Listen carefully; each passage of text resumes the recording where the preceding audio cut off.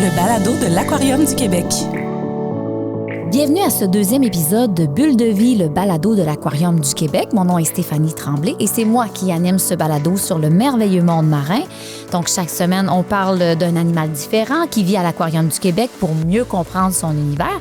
Et cette semaine, ce sont les phoques qui sont à l'honneur et j'ai 4 invités avec moi. D'abord, Geneviève Banville et Amélie Germain-Paulette, toutes les deux entraîneuses de mammifères marins. Bonjour, mesdames. Salut. Isabelle Godette, technicienne en santé animale. Bonjour, Isabelle. Enchantée. Et tout à l'heure, on parlera à Marie-Pierre Lessard, qui est la directrice de la conservation. Alors, Geneviève, on va débuter avec toi. Avant de dévoiler les secrets des phoques de l'aquarium, on va d'abord les présenter. Ici, on a 4 phoques communs et 2 phoques du Groenland. Donc, leur nom, leur âge, parle-nous d'eux. Oui, donc en fait, nos 4 phoques communes, ce sont Cléo, Daphné, Daila et Nikki. Cléo et Daila et Daphné sont nés ici à l'aquarium, tandis que Nikki provient de l'aquarium du Nouveau-Brunswick, mais est arrivée ici en très bas âge, donc c'est presque comme si elle était née ici. On les considère un peu comme 4 sœurs, là, c'est les 4 fantastiques. Elles sont entre 35 et 27 ans présentement. Des jeunesses. Et Oui, ça, c'est ironique. En fait, non, c'est ça. Et ce sont des dames d'un certain âge. Ouais. Mais, ça paraît pas, l'âge n'a pas d'emprise sur elles. Sinon, nos 2 phoques du Groenland sont Rafale et Samy. Elles ont tous les deux 23 ans. Les 2 proviennent de la nature et sont arrivées ici autour de l'âge d'1 an aussi. Donc, ce sont toutes des femelles. Oui. Donc, vous vous en occupez chaque jour. Est-ce qu'elles ont des personnalités? Absolument. Oui. Absolument. Elles sont toutes différentes. C'est très drôle, autant chez les Groenland que chez les communes. Les phoques du Groenland, on a Rafale qui est un peu plus réservé ces temps-ci. Puis, on a Samy qui est beaucoup plus outgoing, nage, se promène, explore. La vie est belle. Exact. Sinon, on a chez les communs, eux autres, c'est plutôt drôle. On a Nikki, qu'on dit que c'est notre water polo, là, joueuse de water polo. Elle arrive puis elle bardasse un petit peu les autres, puisqu'elle est un petit peu plus grosse, avec son poids. Sinon, on a Cléo, qui est un peu... c'est notre plus vieille, mais c'est aussi notre plus vivante, disons. Là. Elle est très Oui, vive. malgré son âge vénérable. Exact. Elle va avoir... des comportements très drôles. En fait, elle va être rapide, vive, elle va essayer de passer rapidement d'un côté. C'est la première à se douter que quelque chose ne va pas. Si jamais on est 2 sur la plage, est-ce qu'on va avoir un vaccin? Fait qu'elle est très, très, très, très attentive, très, très drôle. Daphné plus lunatique. Puis on a Daila qui est l'élève modèle, à mon avis. Puis, comment vous faites pour les différencier? Pour nous, simples visiteurs, on dirait qu'ils sont toutes pareilles. Oui, en effet, c'est sûr qu'il n'y a pas grand-chose qui ressemble plus à un phoque commun qu'un autre phoque commun. Ouais. Mais surtout qu'ils sont sœurs, là. Donc, c'est facile de reconnaître Nikki, qui est pas dans les sœurs, parce qu'elle est plus grosse, plus foncée. Ensuite, les 3 autres, ça va être des petits détails. Daila a un petit point blanc dans son œil dû à une cicatrice. Elle voit quand même. Là, sinon, on a Daphné qui, présentement, a un carré rasé sur le dos suite à une intervention à l'hôpital vétérinaire. Ouais, c'est ça. Puis, on a Cléo qui a un poil dans le front que les autres n'ont pas. Donc, c'est son petit détail. Bon, OK, il faut le savoir quand même. C'est ça. Elles sont les phoques sont très curieux, très intelligents, donc il faut les stimuler. Comment on s'y prend pour stimuler un phoque, que ce soit un phoque commun ou un phoque du Groenland? Oui, bien en fait, ici, on va utiliser vraiment notre programme d'enrichissement. Donc, on peut utiliser différents types d'enrichissement. Puis, on peut aussi y aller avec la variété. Au fond, le secret, c'est de varier les choses. Donc, c'est pour ça qu'on varie les heures d'alimentation aussi, qu'on essaie de ne pas avoir 2 alimentations pareilles. Pour pas qu'ils s'attendent à chaque heure d'avoir la même chose. C'est ça. La redondance, c'est ce qu'on veut éviter. On veut non seulement des enrichissements variés, des alimentations variées, puis des entraînements variés. Donc, quand on parle d'enrichissement, c'est quoi, par exemple? C'est un jouet particulier? Ça peut être des jouets, ça peut être ça peut être des objets, comme ça peut être juste un pops ou ça peut être de la neige en été. Ça peut prendre différentes formes, mais souvent, c'est alimentaire parce qu'un phoque, ça interagit surtout avec des objets s'il y a de la nourriture dedans parce que c'est pas des animaux qui aiment beaucoup la nouveauté en général. OK, donc elles vont devoir travailler pour aller chercher la nourriture dans le jouet? Exact. On veut stimuler leur curiosité. On veut les amener à aller vers la nouveauté. Donc, on va utiliser des objets, que ce soit des chaudières, des seaux, des cordes, des jouets faits exprès pour eux aussi, qui vont avoir des trous à l'intérieur dans lesquels on va glisser du poisson. Généralement, ça va être une partie de leur ration quotidienne, sinon tout un repas complet. Est-ce que c'est un peu comme des chiens? Est-ce qu'ils ont des jouets qu'ils préfèrent? Ou... Tant qu'il y a du poisson, je vous dirais qu'ils le préfèrent. Sinon, Sammy, elle aime vraiment la neige. C'est vraiment l'été, si on peut lui donner de la neige. Donc, elle mange la neige? Ah oui, elle la mange, elle se roule dedans. Ah oui, OK. Une petite moustache. Donc, ça, c'est son petit plaisir coupable. Oui. Pourquoi c'est important de les stimuler? On s'entend qu'ici, on est dans un environnement, on n'est pas dans la nature. Les journées se suivent et pourraient se ressembler. Donc, ils n'ont pas de chasse à faire. Ils n'explorent pas de nouvel environnement jamais. L'environnement est toujours le même. Donc, c'est bien de pouvoir offrir des choix, de pouvoir leur offrir la possibilité, au fond, d'explorer par elles-mêmes puis de pratiquer des comportements naturels qu'ils n'ont pas l'occasion de pratiquer si on leur offre pas, justement. C'est quoi des comportements naturels? Ça peut être de rechercher la nourriture, tu sais. Ça peut être de gratter, de creuser, de cracher des bulles. Les phoques vont faire des bulles d'air dans les jouets pour essayer de faire sortir les poissons. Ça peut être de sortir et puis de se faire sécher à des endroits qu'on va leur mettre confortables, pouvoir se gratter sur un objet qui est rugueux. Ça peut être plein de choses. Qu'est-ce qui arriverait si on ne faisait jamais d'enrichissement? Quel genre de phoque on aurait? On aurait sûrement des phoques qui sont un peu plus blasés, je dirais. Tu sais, si la vie est toujours pareille, qu'on n'a pas de possibilité d'exprimer des comportements naturels, on se ramasse à faire des comportements qui sont répétitifs, peut-être des comportements liés à l'ennui, la nage, l'inaction, l'apathie, peut-être un peu de déprime là-dedans. Donc, on va avoir des animaux qui vont pas être bien. Donc, leur bien-être va être directement affecté, même s'ils ont la meilleure médecine, la meilleure alimentation. S'ils ne sont pas stimulés mentalement, ça le fera pas. Bulle de vie de phoque. Les phoques sont d'excellents nageurs et d'excellents plongeurs. Ils atteignent des vitesses de pointe à près de 40 km/h et ils peuvent demeurer sous l'eau pendant 30 minutes. Une autre façon qu'on a de les stimuler, c'est en faisant des entraînements biomédicaux. Puis là, je regarde Amélie, on va en parler avec toi, parce que toi aussi, tu entraînes les phoques communs, les phoques du Groenland. Donc, un entraînement biomédical, là, peut-être nous rappeler un peu qu'est-ce que c'est? Oui, en fait, les entraînements biomédicaux, ça va être vraiment des entraînements qu'on va faire dans le but d'aller vers des soins vétérinaires. Donc, justement, avec Isabelle, par exemple, ça va les amener vraiment à être désensibilisés. Parce que, bien entendu, nos animaux ici, ils vont pas nécessairement aimer se faire toucher. Donc, ils vont vraiment plus nous tolérer. Puis, pour faire certains, par exemple, la vaccination, c'est pas toujours agréable. On a tous déjà eu un vaccin. C'est pas agréable. Pas une partie plaisir. C'est pas une partie plaisir, mais ça leur dérange pas. Donc, vraiment, les entraînements, en faisant des entraînements biomédicaux, on va vraiment les désensibiliser. Donc, ils vont être habitués un petit peu plus à se faire toucher. On va pratiquer avec ce qu'on appelle des aiguilles tronquées. Donc, des aiguilles qui ne vont pas transpercer la peau, mais ils vont s'habituer un peu à la pression, en fait, sur le flanc. Donc, par la suite, justement, avec Isabelle, elle va pouvoir revenir avec nous. Et là, on va avoir la vraie aiguille, mais ils vont faire comme si c'était rien. Parce ouais, qu'ils vont avoir ça été les dérange pas. à l'effet. Donc, dans ce temps-là, vous les entraînez à différents commandements. Quel genre de commandement vous allez leur demander? Oui, on va avoir différentes commandes qu'on peut leur entraîner. Donc, justement, ça va être, par exemple, ouvrir la bouche. On peut regarder à l'intérieur de leur bouche pour voir il manque des dents, s'ils ont des petites infections, parce qu'un animal ne va jamais nous le dire, s'il y a des petits bobos. Donc, ça va surtout le cacher. Donc, c'est un comportement naturel chez les phoques principalement. On va pouvoir les faire tourner sur le dos aussi pour pouvoir observer leur ventre, s'ils n'ont pas des raflures, des petites bosses. On peut leur faire bouger aussi les nageoires. Donc, souvent, on voit les petites danses un peu peut-être dans certaines présentations. C'est aussi pour voir s'ils ont des petites douleurs, parce que si un jour ou le lendemain, on prend par exemple Cléo qui décide « elle veut plus taper d'une certaine nageoire », c'est peut-être qu'elle a une petite douleur. Donc là, on va avertir la santé animale justement pour venir faire des petits suivis.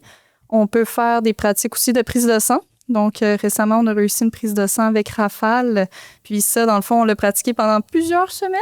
Ah oui? Isabelle peut en témoigner. Oui, il y a plusieurs semaines. On a essayé plusieurs techniques aussi parce que même si parfois on a un certain plan en tête, des fois, ça ne fonctionne pas avec l'animal. Donc, on va se réadapter en fonction. Avec Rafale, par exemple, on l'a essayé sur le dos. On a essayé de voir si elle était capable d'être un peu plus stable. On l'a essayé sur le ventre, la nageoire arrière. Dans ce temps-là, quand ça ne tente pas, elle se sauve dans l'eau? Oui, elle peut décider de juste pas coopérer parce qu'on ne va jamais forcer l'animal à faire quoi que ce soit. C'est vraiment important. Donc, toujours en renforcement positif. Exactement. OK. Puis, c'est quoi le plus grand défi quand on entraîne un phoque comme ça? Est-ce que c'est difficile? Est-ce que ça prend beaucoup de temps? J'imagine que ça prend de la patience. Ça prend beaucoup de patience. Oui? Oui, ça Est-ce que tu en as de la patience? Oui, je l'ai découvert. Oui? En étant même pas un marin. Ça fait un petit peu moins, mais là, j'ai appris que c'est quand même important. Ouais. Parce qu'en fait, les phoques, ce sont des proies. Donc, c'est beaucoup plus nerveux, par exemple, qu'un ours. Donc, ça va être vraiment important de vraiment répéter plusieurs comportements. Mais il y a des journées que, par exemple, on pense que ça va super bien. Ça fait 2 semaines que top, ça va vraiment le top. Elle fait bien le comportement. Mais soudainement, elle ne le fait plus. Comme quoi, par exemple? Je vais prendre exemple encore une fois de Rafale. Si on peut y aller avec elle. Justement, la prise de sang, ça allait super bien. Mais du jour au lendemain, elle a décidé qu'elle ne voulait plus sortir de l'eau. Ah oui. Ça a pris 3-4 jours, puis après, recommencer. Puis là, on a réétabli. Des fois, ça fait ce qu'on appelle des pas en arrière, un peu dans nos entraînements. Ouais. Parce que parfois, c'est comme, il y a eu peut-être quelque chose qu'elle a eu peur. Il y a eu quelqu'un qui a marché trop vite juste à côté du bassin. Et là, elle a eu peur, elle s'est sauvée à l'eau. Puis là, ça peut prendre 3-4 jours avant qu'elle décide. Donc, elle recule un peu, mais j'imagine que ça revient quand même rapidement. C'est comme faire du vélo. Individu, mais oui, puis ça dépend c'est quoi la manipulation. Si c'est un peu plus invasif ou non. La prise de sang, ça, c'est un petit peu plus... c'est plus invasif aussi qu'une prise de sang. J'imagine que ça doit être plus difficile à faire. Hein? Ça va être un peu plus difficile parce que justement, on doit prélever du sang. Il faut qu'elle aille la durée. Donc, il faut qu'elle reste là des fois 2 à 5 minutes et plus.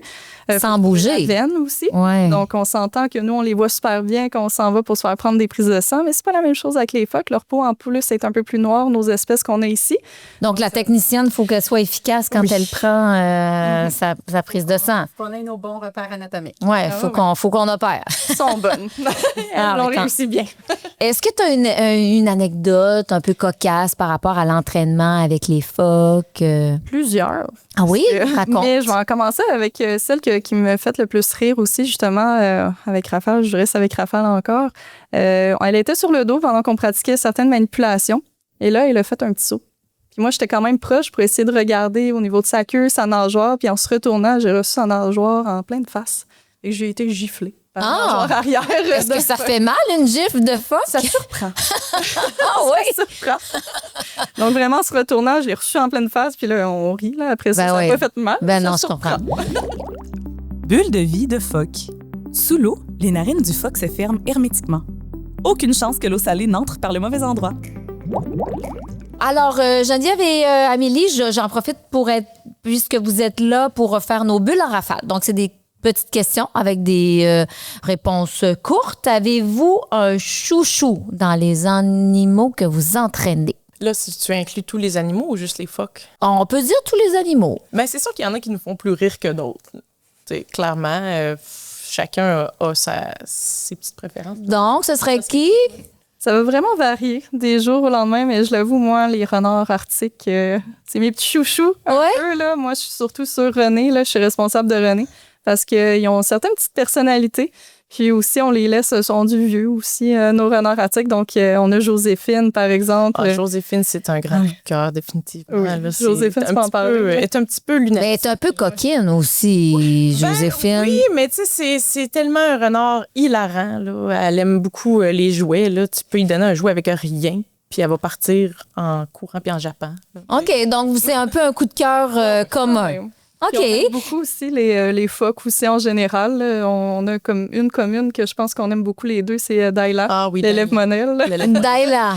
Oui, Daila, elle nous travaille pas mal. Elle travaille très bien, mais quand tu demandes quelque chose qu'elle veut pas faire, elle te le dit.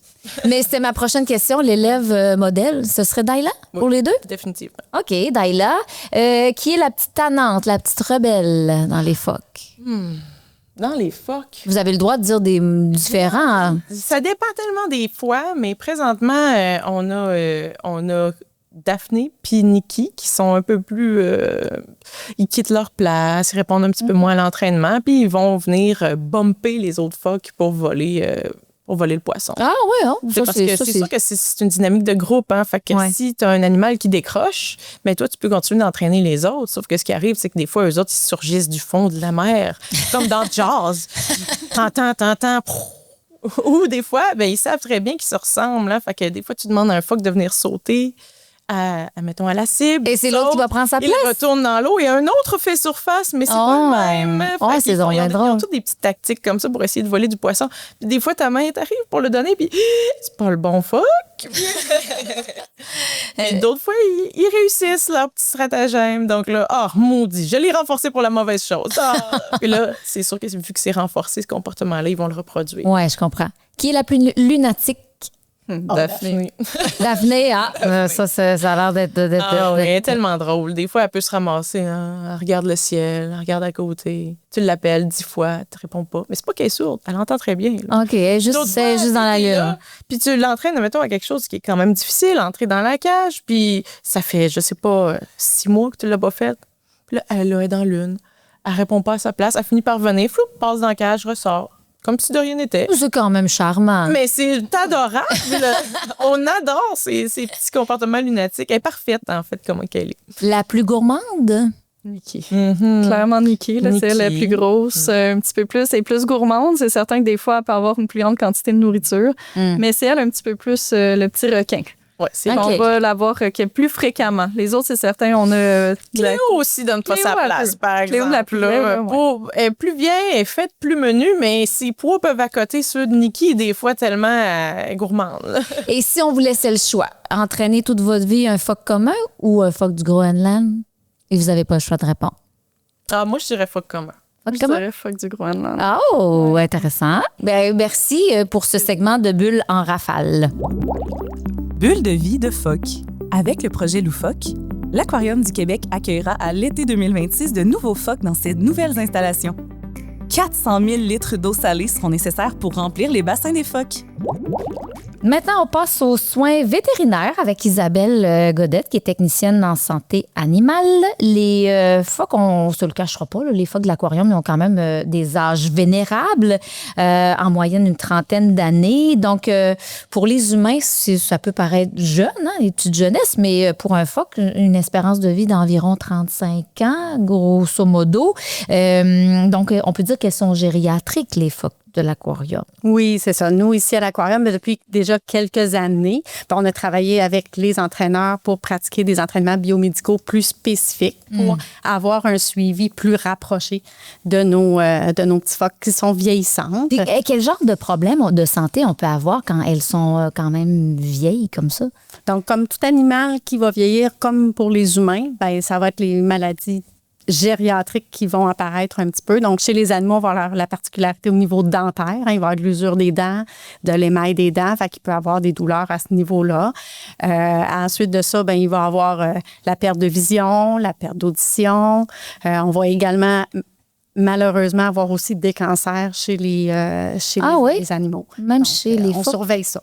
OK. Et comment vous faites pour savoir qu'il y a un problème de santé? Donc, le premier signal qu'on va avoir, ça va être nos entraîneurs qui sont nos yeux parce qu'ils sont au quotidien avec eux. Donc, la première indice, ça va être un changement de comportement. Soit une diminution de l'alimentation, une diminution de la participation, des mouvements limités, une posture inhabituelle ou un endroit où ils vont aller se loger dans un enclos où normalement ils ne vont pas. Donc ça va tout être des signaux qui vont nous dire on va aller pousser un petit peu plus loin, on va aller vérifier, on va aller faire des examens.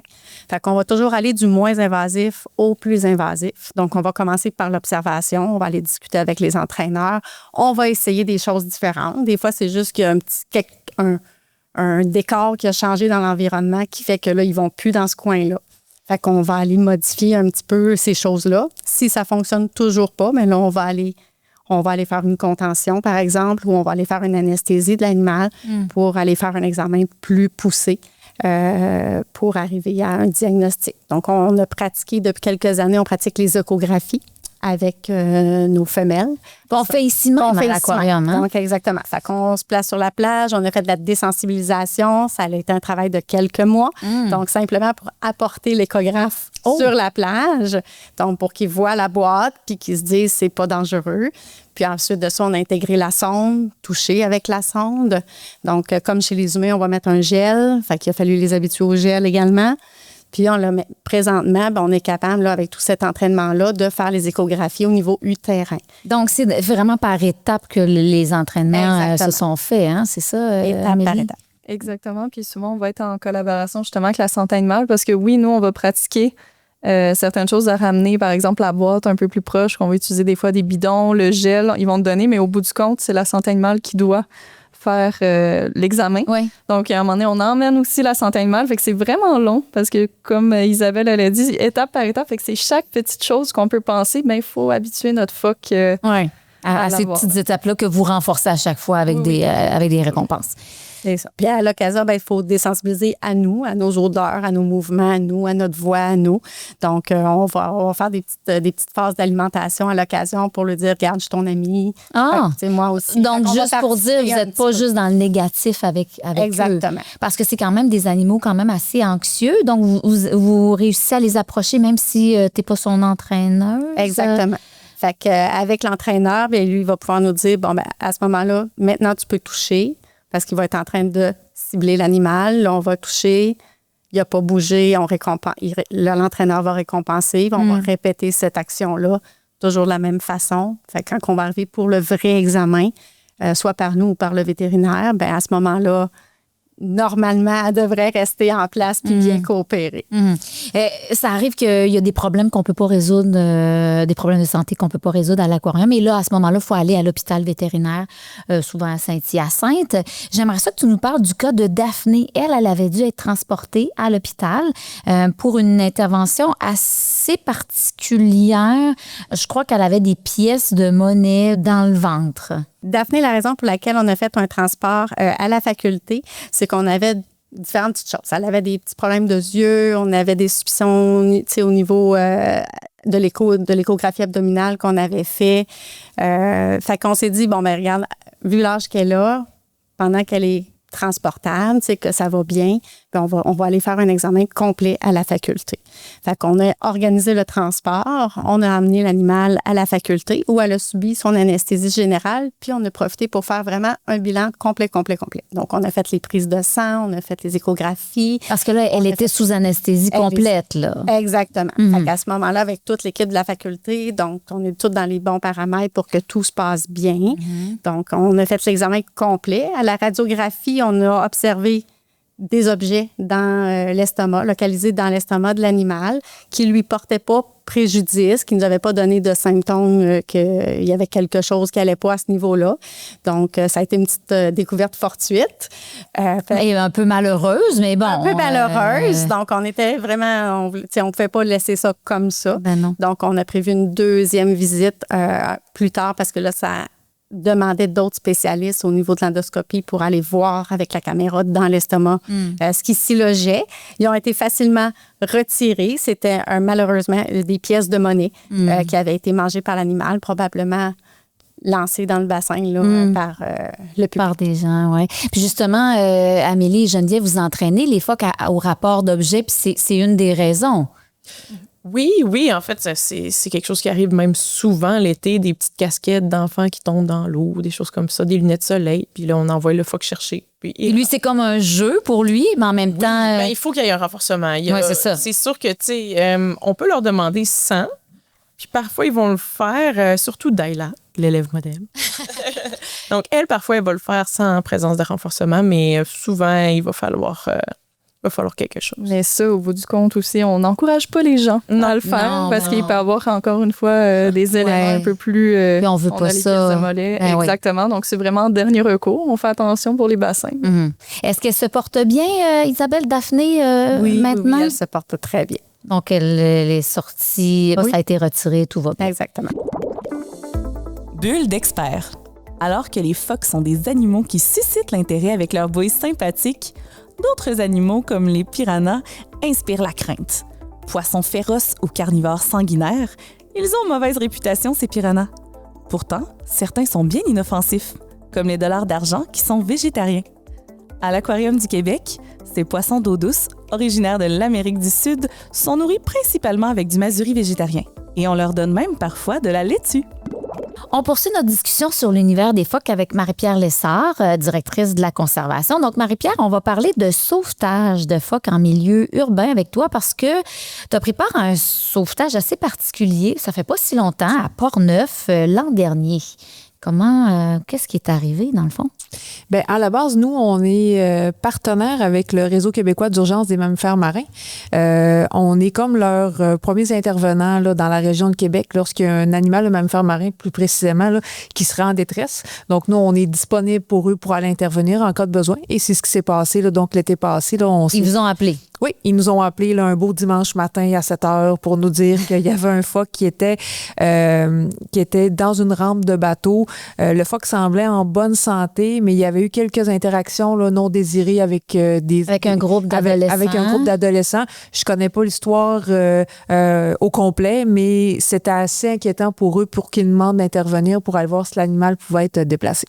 Donc, vous êtes allé sur place. Qu'est-ce que vous faites dans ce temps-là? Vous amenez une cage de transport? Oui, bien, on a un kit, nous, à l'aquarium, là, qui est vraiment dédié à ça. Là, donc, pour intervenir auprès des mammifères marins, on a des boucliers, là, comme des planches qu'on a pour pouvoir un peu diriger l'animal. On a également des filets pour pouvoir l'attraper, puis on a une cage de transport également. Puis quand on va là-bas, bien, on a également on a des habits là, pour se protéger au cas où que l'animal serait malade, parce que ça peut arriver des fois qu'un animal va rester sur le bord parce qu'il se sent pas bien pour être sûr de pas se contaminer. Donc, on s'habille de façon adéquate.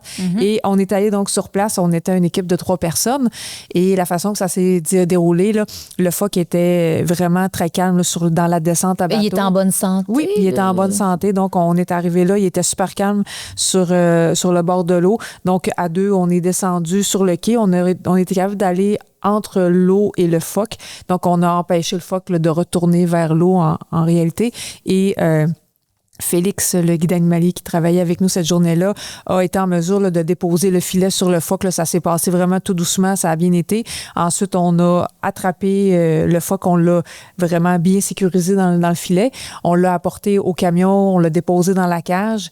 Et ensuite, on est retourné à l'aquarium où est-ce que, je crois que c'était Isabelle qui était là avec nous cette journée-là. On a fait un examen général sur l'animal pour être sûr qu'il était en bonne santé. Là. À part des petites abrasions au niveau des nageoires, là, il semblait en parfaite santé. C'était un jeune phoque barbu mâle. Là. Il était en bonne chair. Là. Il n'avait pas l'air d'avoir manqué de nourriture. Donc, on a pris la décision avec le Réseau québécois d'urgence des mammifères marins de le relocaliser. Donc, on a pris la route avec lui. On est allé jusqu'aux Escoumins. Aux Escoumins, on n'a pas tendance à voir de groupe de phoques barbus, mais par contre, il y a une belle colonie de phoques gris.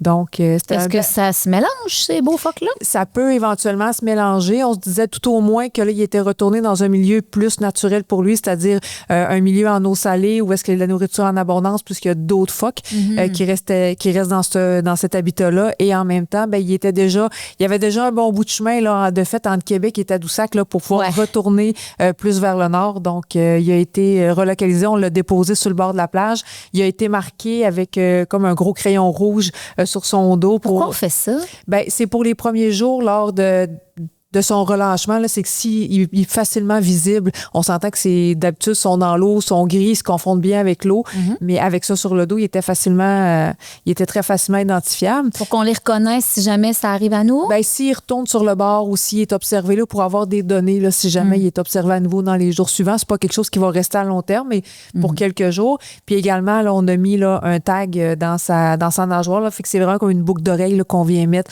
au niveau de la nageoire arrière. Comme ça, si un jour il est recapturé ou observé à nouveau, ben on pourra savoir que c'est lui là, qui a déjà fait le chemin jusqu'à Port-Neuf et qui a été rapatrié là. Donc, le relâchement s'est fait en toute douceur sur le bord de la plage. Il a pris l'eau tout doucement, puis il est retourné à l'eau. Puis finalement, on n'en a pas eu de nouvelles. Donc, Et ça fait partie de la mission de l'aquarium, comme ça, d'aider les animaux en détresse quand on peut.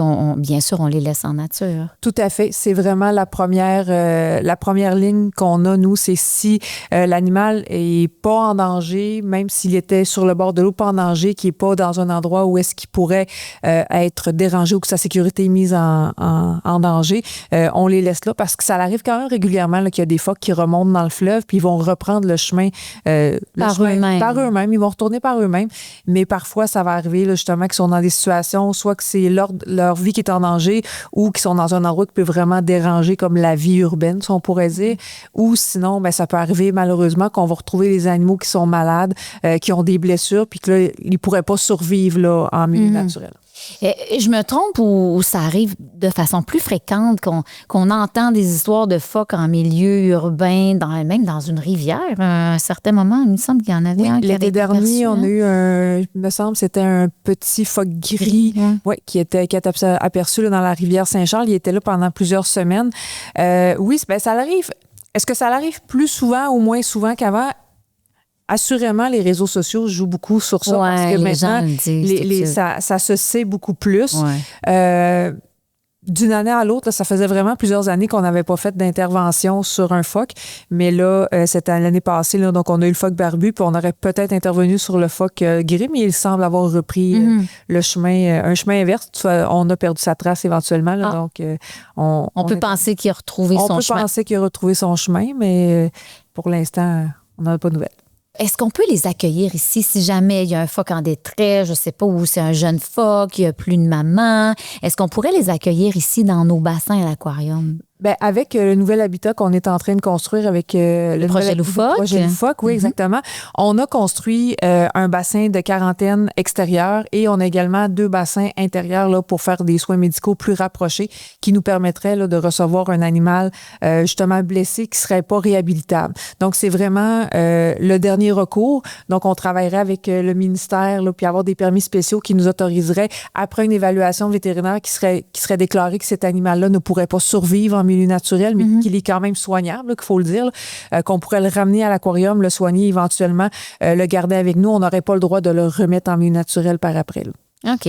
Puis j'imagine qu'on prend toutes les précautions nécessaires pour les risques de contamination à nos phoques que nous avons déjà. Tout à fait. Là, c'est vraiment un milieu de quarantaine qui est isolé du restant du bassin. Puis après ça, on mettrait vraiment en place tous les protocoles de quarantaine nécessaires. Donc, les gens qui s'occupent d'un phoque qui est en quarantaine, soit qui auraient s'en occuper à la fin de la journée, après avoir vu tous les autres animaux, ou n'auraient pas accès aux animaux déjà sur le site après avoir été voir un phoque qui sera en quarantaine. Là. Donc, c'est vraiment des mesures très strictes là, de désinfection. On a des pédiluves, on a des vêtements spécifiques. Tout le matériel est désinfecté à la sortie de la zone de quarantaine. Donc, c'est vraiment des protocoles qui sont très stricts parce que c'est des animaux qui vivent quand même en milieu naturel, qui pourraient potentiellement avoir des parasites ou des infections quelconques. Donc, on veut s'assurer pendant la période de quarantaine qu'on élimine là, toutes ces possibilités-là pour protéger les animaux qui sont déjà ici. Parlons-en en terminant un petit mot sur le projet Loufoque, parce que oui, vous allez accueillir des nouvelles loutres de mer, mais aussi on a des plus grands bassins pour accueillir les phoques. On a accueilli un nouveau phoque récemment. Elle s'appelle Nina. Est-ce que tu peux nous en parler un peu? Oui, alors Nina, c'est un phoque commun, c'est une femelle. Elle a 10 ans. Elle provient de l'aquarium de Shippagan au Nouveau-Brunswick. Elle est chez nous de façon temporaire, donc c'est vraiment un échange qu'on a fait avec eux pour les accommoder parce que dans les prochains mois, ils vont faire un entraînement, pas un entraînement, excusez-moi, ils vont refaire leur habitat. Ils vont donc construire quelque chose qui est plus au goût du jour. Là. Comme nous, on avait besoin de refaire nos bassins, eux ont le même besoin. Et il n'y avait pas d'endroit, là, eux, là, pour garder Nina dans un endroit là, temporaire. Donc, mais temporaire, 2 ans. 2 ans quand même. Temporaire, c'est pas 2 semaines. Non, c'est ça. On parle d'un bon 2 ans. Ouais. Donc, Nina là, va être avec nous là, pour les 2 prochaines années. Ça s'est bien passé, son arrivée?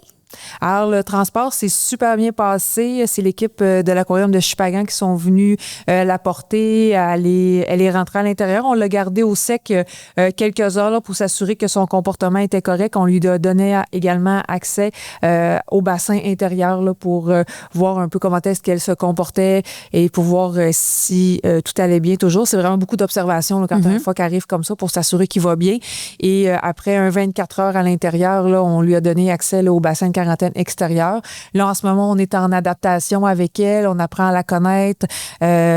On a été un petit peu, comme on dit, un petit peu difficile sur la nourriture. Fait que là, les guides animaliers travaillent fort pour essayer de trouver c'est quoi la bonne recette pour elle. Ça me ressemble, ça. Je t'entendrais bien avec elle. J'entendrais bien avec Nina.